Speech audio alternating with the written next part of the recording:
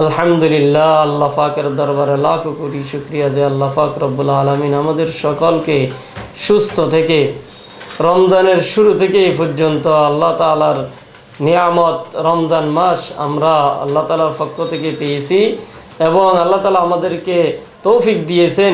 এই জন্য আমরা আল্লাহ তাআলার দরবারে শুকরিয়া আদায় করি। আল্লাহ পাক রব্বুল আলামিন আমাদেরকে রমজান মাস দিয়েছেন সুস্থ থেকে রমজানের শুরু থেকে শেষ পর্যন্ত আমাদেরকে রোজাগুলা রাখার এবং সেহরি তারাবি ইফতারি করার আল্লাহ তাআলা তৌফিক দান করেছেন। আলহামদুলিল্লাহ, রমজান এখন শেষের দিকে। আল্লাহ রসুল সাল্লাল্লাহু আলাইহি সাল্লাম বলেছেন, রমজান মাসের মধ্যে এমন একটি রাত্রি আছে যে রাত্রের মধ্যে ইবাদত করলে, এক রাত ইবাদত করলে আল্লাহ তাআলা আমাদেরকে হাজার মাসের চেয়েও বেশি সওয়াব আল্লাহ তাআলা আমাদেরকে দান করবেন। ওই রাত শবে কদরের রাত।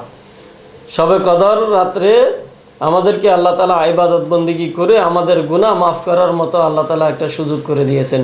আমরা রমজান মাস ছাড়া 11 মাস বিভিন্ন পাপে বিভিন্ন গুনাহতে আমরা লিপ্ত থাকি। ইচ্ছাকৃতভাবে আমরা যদি গুনাহ করতে নাও চাই, অইচ্ছাকৃতভাবে আমাদের গুনাহ হয়ে যায়। সেই জন্য রমজান মাসকে আমরা নিয়ামত মনে করে কদর করে সবে কদরের রাত্রে আল্লাহ তাআলার দরবারে আমরা কান্নাকাটি করে আমাদের গুনাহ মাফ চেয়ে আল্লাহ তাআলার দরবারে গুনাহ মাফ করে নিব ইনশাআল্লাহ। আল্লাহ তাআলা কোরআনে কারীমের মধ্যে বলতেছেন, লাইলাতুল কদর খায়রুম মিন আলফি শাহর। এই রমজান মাসের মধ্যে এক রাত, লাইলাতুল কদরের এক রাত ইবাদত করলে হাজার মাস ইবাদত করার চেয়েও বেশি সওয়াব আল্লাহ তাআলা দান করবেন। আলহামদুলিল্লাহ, এই জন্য আমরা রমজান মাসের শেষ দশকের বেজোড়া রাতগুলোকে প্রত্যেক রাত, রমজান মাসের শেষের দশকের বেজোড়া রাত্রে আমাদেরকে বলেছেন, আল্লাহ তাআলার পক্ষ থেকে বলা হয়েছেন, তোমরা শবে কদর তালাশ করো। আমরা রমজান মাসের বেজোড়া রাতগুলোতে অবশ্যই কদর করে প্রত্যেক রাতেই আমরা শবে কদর মনে করে আমরা ইবাদত বন্দিগি করব। আলহামদুলিল্লাহ, আল্লাহ পাক রব্বুল আলামিন আমাদের সবাইকে তৌফিক দিয়েছেন। আমরা এখনও আমাদের প্রত্যেকের এই গুনাহ মাফ করে নেওয়ার মতো সুযোগ আছে। আজকে 25 রাত, ইনশাআল্লাহ আগামী আরও 2 রাত আমাদের সামনে আছে। আমরা এই শবে কদরকে কদর করে, শবে কদরকে মূল্যায়ন করে, ইবাদত বন্দেগী করে আমরা আল্লাহ তাআলার কাছে কান্নাকাটি করে আমাদের গুনাহ মাফ করে নিব। কেননা আল্লাহ রসুল সাল্লাল্লাহু আলাইহি সাল্লাম বলেছেন, যেই উম্মত রমজান মাস পেয়েছেন, রমজান মাস পাওয়ার পরেও সে আল্লাহ তাআলার দরবারে কান্নাকাটি করে তার গুনাহ মাফ করাতে পারে নাই, ওই সমস্ত উম্মত ধ্বংস হয়ে যাক। নাউজুবিল্লাহ। রাসূলুল্লাহ সাল্লাল্লাহু আলাইহি সাল্লামের বদদোয়া কোনোটাই আল্লাহ তাআলার কাছে গ্রহণযোগ্য হবে না, এরকম কোনো দলিল নাই। প্রত্যেকটা দোয়া আল্লাহ তাআলার কাছে কবুল হয়। এই জন্য যে বদদোয়া করেছেন, আমরা আল্লাহ তাআলার কাছে বেশি বেশি করে দোয়া করব, আল্লাহ আপনি আমাদেরকে রাসূলুল্লাহ সাল্লাল্লাহু আলাইহি সাল্লামের বদদোয়া থেকে আপনি আমাদেরকে হিফাজত করেন।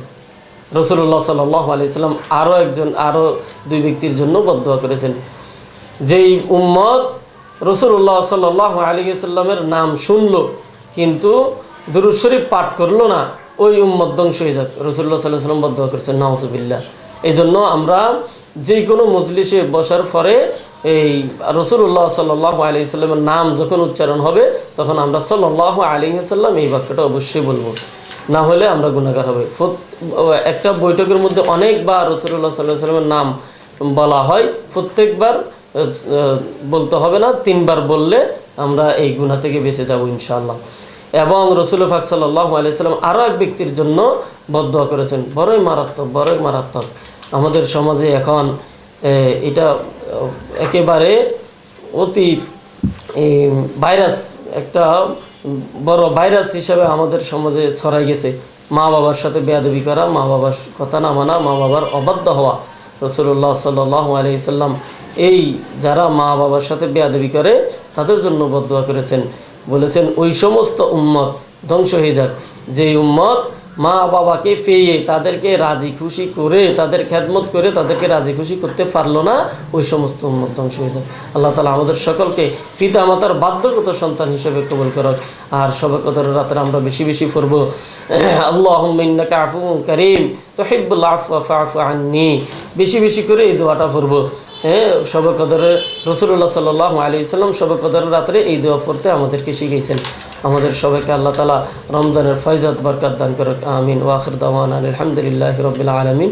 আসসালামু আলাইকুম ওয়া রাহমাতুল্লাহি ওয়া বারাকাতুহু।